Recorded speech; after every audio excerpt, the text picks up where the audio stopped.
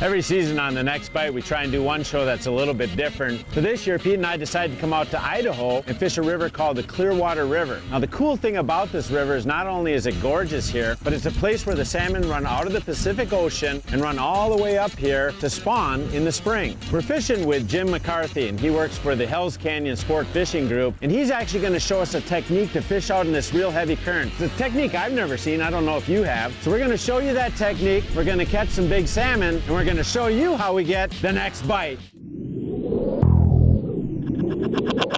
Just looking for the next bite, next bite, just looking for the next bite.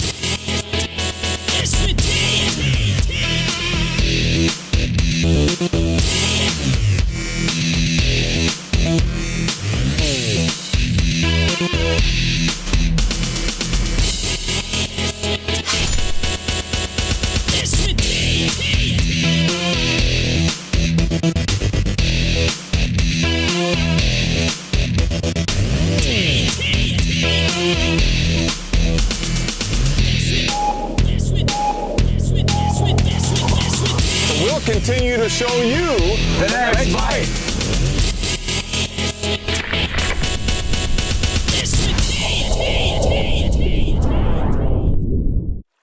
It's amazing, 4:30 and it's light. Come on, Kavajecz, you coming? Get These in must here. be really smart fish to have to get up so early. Good morning, guys. Even though it's mid-June, this time of year is still considered the spring run for salmon in the Clearwater River of Hells Canyon, Idaho. I'm thinking that way. Yeah, upstream, right? The salmon fishing usually runs from late April through the end of June, or if possible, sometimes as late as the 4th of July.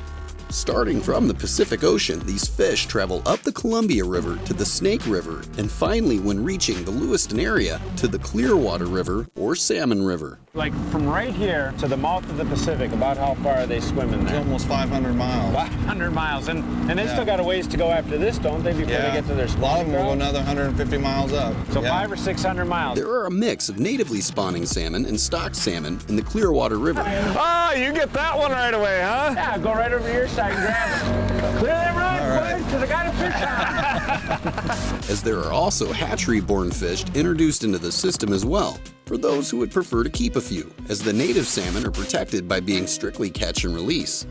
Here he comes. I'm going to slide him right to you here. Yeah, sure you are. I gotta see. There you go. There we go. One. Oh, look at the He ruler. wasn't a monster boat. Anyway, you get him in that current, and then That was so cool. let's take a look at that bad boy. See what one looks like anyway. Yeah, that's a wild fish with the adipose. This is your adipose? Yep. All the hatchery fish will have that clipped off. Okay. What's the percentages on that? Do you catch more hatchery fish than wild, or It's about half. half? About half, That's yeah. a good percentage. They better get her back. Yep, we'll get her in. So when I was younger and started walleye fishing, you heard a lot out of Minnesota about back trolling. So as a walleye fisherman, I grew up doing lots of back trolling. Well, we're actually back trolling here too, but it's completely different in that Jim is actually running the boat forward into the current, but at the same time letting it slowly slip back. And the reason we're doing that is because these salmon are running up the river, so their nose is pointed upriver, and they're basically smelling and looking for something to eat. So what we want to do is present our bait, which is basically these egg sacs, so that they got a chance to smell it and then eat it. So what he's doing is slowly slipping back downstream, although he's pointing forward, and we're having these jet divers actually running down in the water, and we're letting out enough lines so they're actually banging down on the bottom. And as they bang on the bottom, then you got a little three-way swivel there, and it goes back to your bait. So this bait is actually sitting just above the bottom. Because you're going with the current, the jet diver is always digging into the current, but you're slipping back. Rarely does it ever get snagged, so you can even fish through the snaggiest part. So we are back trolling, although he is pushing forward, is putting that bait right in the salmon's face. Some of the gear might look a tad alien, and the current might be much heavier than usual when fishing for walleye or esox. Send that 40 Get in the back. other rods, Kavajecz. What are you doing standing there? Help me out, man. But the basics of trolling, or in this case, back trolling, remain generally the same. Kind of bait coming off this back one. to us now a little bit. And with no stretch braided lines, heavy bouncer weights, and some lines out up to 40 feet back in this heavy Kind current. of cool, you can see that line out there, the tracer. Yeah, that tracer is That's a great line. really fun to watch. Very neat. Now, you hurry up and get that in and get the net for me I'm now, will you? hurrying. I'm hurrying. The salmon definitely have the advantage during the fight, using both their tremendous strength and the current against you. Okay, I got the rods in. see that Need line anything good. else I can do for you? Oh, I do like it. It's a big get the net. net, because I can see the fish. He's right there. He's Here, coming I'm sending up. back to Jim there. All right, Jim. Oh, he doesn't want to. The salmon spin there. Hey, there we go. Yep.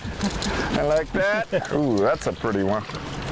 Boy, those things fight. I did get to zero. Here's what's at Look the end at of that. zero.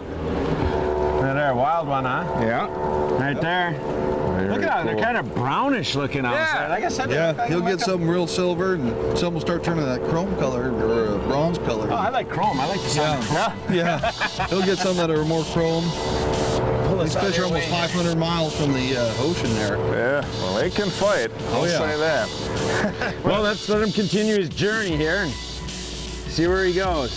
Looks like he'd be all right, huh? Oh yeah.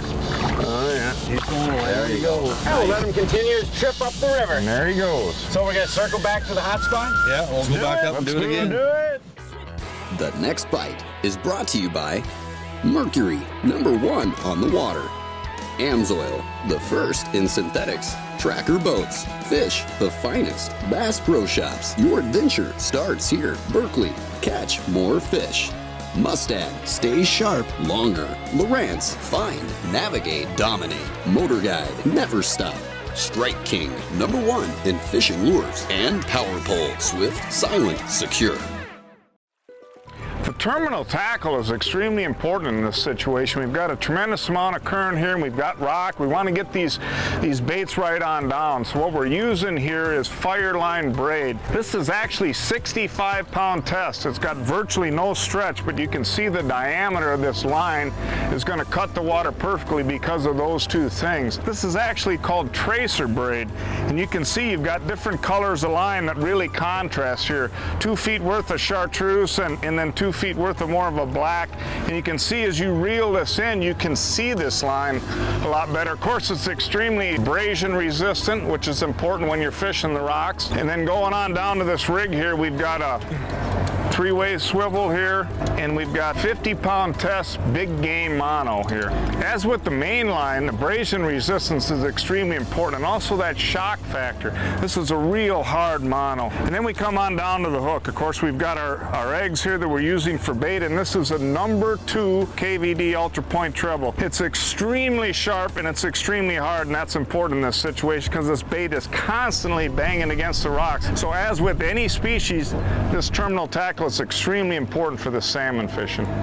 Working with the current by using the boat's motors against it, a technique similar to back trolling, is keeping the terminal tackle presenting these egg sacs just off the bottom for the salmon to take as they make their way up the river to locate places to spawn. Pink finger. It's a rare disease found only on the Clearwater River in Idaho. Using 9 to 10 foot rods and such heavy diving weights is definitely a learning curve for detecting bites because of the wide range of motion present in the rod tips. Here is my eagle watching for bites.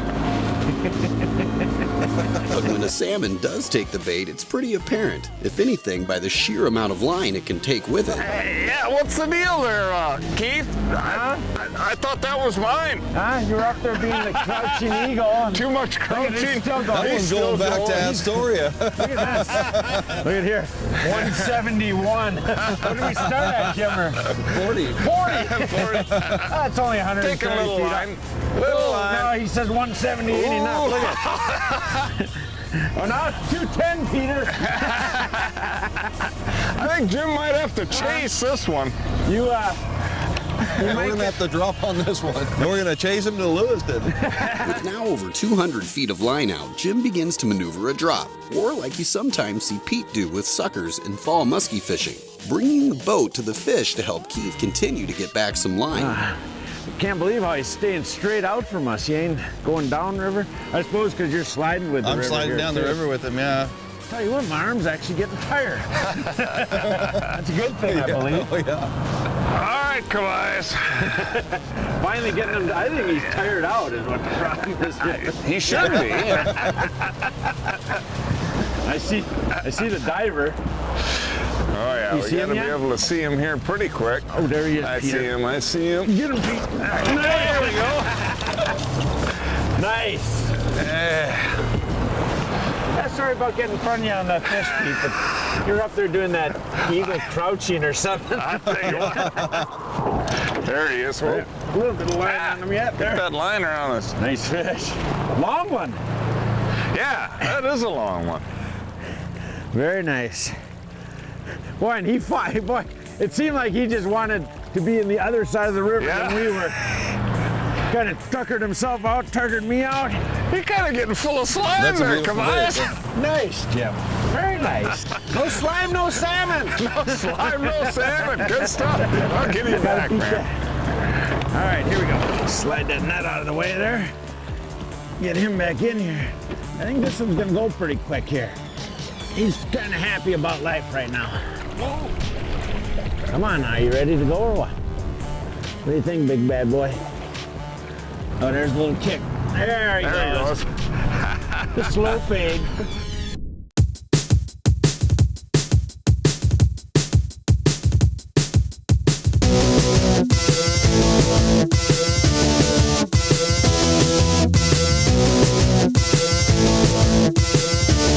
The Real Deal. Real fishing information from real fishing experts. Presented by Amsoil. It seems like when I'm around a tournament or doing a TV show, I'm always at the back of the pickup truck changing crankbait hooks. A few years ago, we encouraged a lot of anglers to switch to triple grips on their crankbaits. But there's actually been kind of a new innovation since then, and it came from the bass world.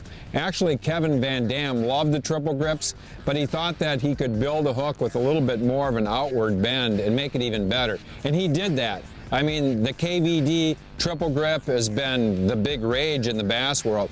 The problem with that for a walleye angler is these baits are pretty finicky for their action, and the heavy hooks that Kevin uses for bass baits just really don't cut it for the walleye bait. So we encouraged Mustad to build a lighter wire hook in the KVD's design, which we did. It's called the TG58 BLN, and it's got a standard wire length and also wire diameter. That means that the hook is the same exact weight as a regular triple grip.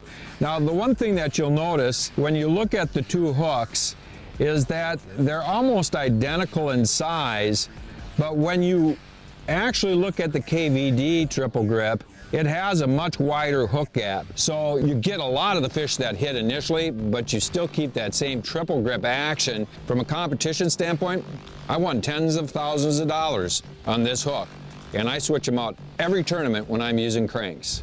You know, it's been a little interesting for me is just watching these rods work. I mean, they're literally banging the bottom, and a lot of times it looks like you're actually getting a bite. You watch old Jim here, and he kind of glances at them, and he's watching them, and he doesn't really say too much, and I'm jumping at him trying to get the fish, but it's real important that they're doing that because that's that jet diver diving down with the current, banging the bottom, and keeping our bait close to the bottom. So reading the rod's been a little interesting, but what's really interesting is when they hit.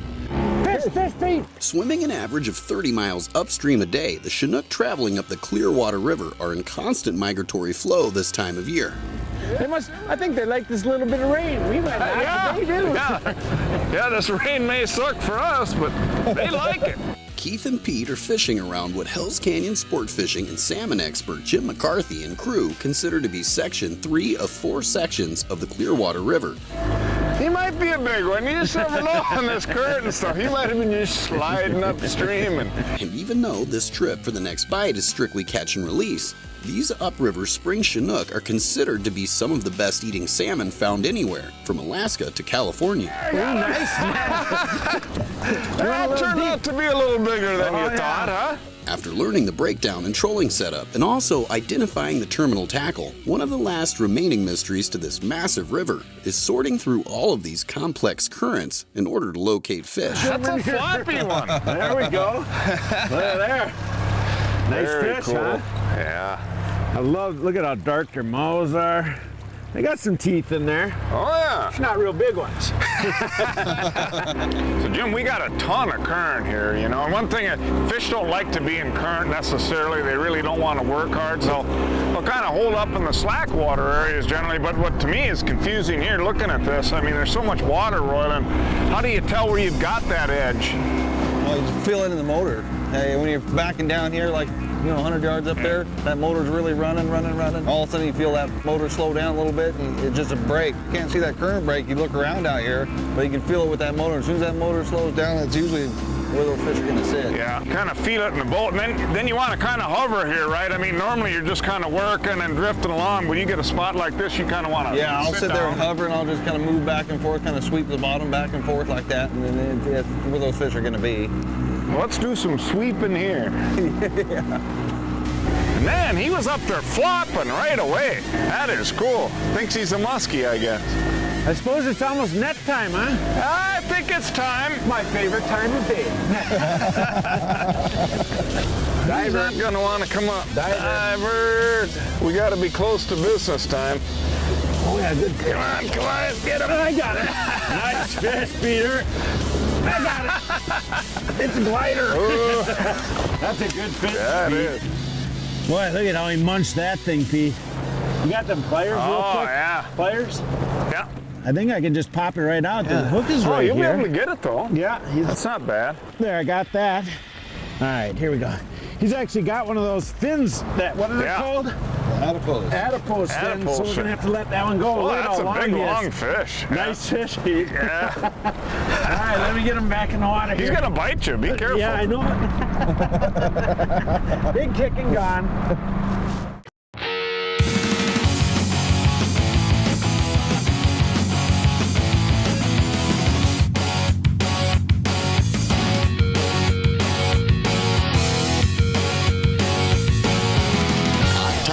Leading information on tackle and techniques to make you a better fisherman. Presented by Mercury.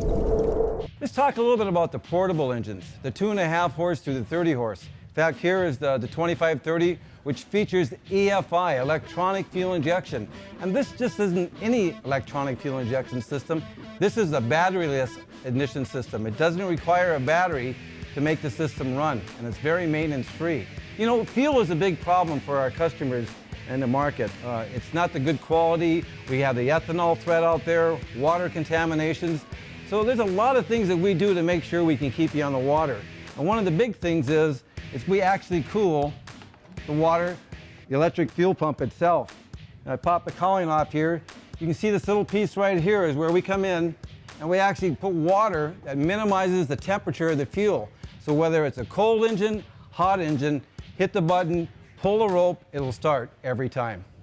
Targeting a back eddy with an average depth of 30 feet, Pete Maina, Keith Kavajecz, and Jim McCarthy decide to try out a different approach to catching these Clearwater River salmon. What do you say we go up and try back bouncing one of these big deep holes right up here? That big swirl. I'm good for anything, man. Back bouncing is still presenting the bait off the bottom for the passing salmon, as with the earlier variation of back trolling. However, back bouncing uses an extra large lead weight and is more akin to jigging as far as techniques go. You want to just drop that down Okay. until it hits bottom. When you feel a fish bite that, just hold your rod still like that, let him bite, and then bang. A back eddy is an area of current moving specifically in a circular motion that is contradictory to the main flow of current. This is most often caused by large obstacles, like rocks. Oh boy, that's a good one. Either that or a big current. I don't know what the current's like in 30 feet. It's plenty up here. If you're fighting a fish and I'm having enough trouble just getting my lead weight in, I'm used to winding this way. Oh, there it is. That's how you tell you're Put an done. old dent in Jim's boat while you're at it, you know? Leave the mark of the Maina. It's got to remember me somehow. Yeah, he'll remember you. The glasses, the hat, the mask, eating eggs. Who doesn't eat eggs? I mean, come on. I heard of green eggs in ham, but not red eggs in ham. Well, I guess I better get the net, huh? Just in case. There he is. Oh, yeah. Oh, he's Come on. That's a nice fish. That's a good Yeah. fish there. Sorry, Jim. Good. Which side are you going to be on I here? don't know. That's kind of his choice I right don't know. Bring now. the fish somewhere. What I gotta do is get around you, Pete. Tell me where I need to be. I don't know where you need to Big be. guy. Come on, tough guy. It's his decision, not mine. Now we're talking. You gonna go right there, Pete? Here he comes. Yeah. Here he comes. Kinda. Get him, Pete. Yeah, that's a good one. Well, he come up right alongside that boat. What a I didn't fun know if way I was to going to catch get a it. shot of him. He's bouncing that big old weight on the bottom and boom. It's been quite a trip, hasn't it? Started out doing that back trolling, as they call it here. And now this back bouncing. Bouncing. A lot of backward stuff, but it sure works for these big old... Why don't you two just dance? Maybe you could, you know, I could sing. I can dance all day with these babies, huh? You are quite a dandy there. All right, here we go, right back. There you go. There it is. Nice little wave goodbye there. Well, bump on that one. Nice that job. Was cool. Good job, Jimmer. I can hardly hang on to it. Come It's on. almost as big as my head, I bet. Should I put it down yet? Oh, here you are. Yeah, hi. How are you? Yummy. So yummy. Uh-oh. Leave it to Kavajecz. Have him put the rod down. Oh.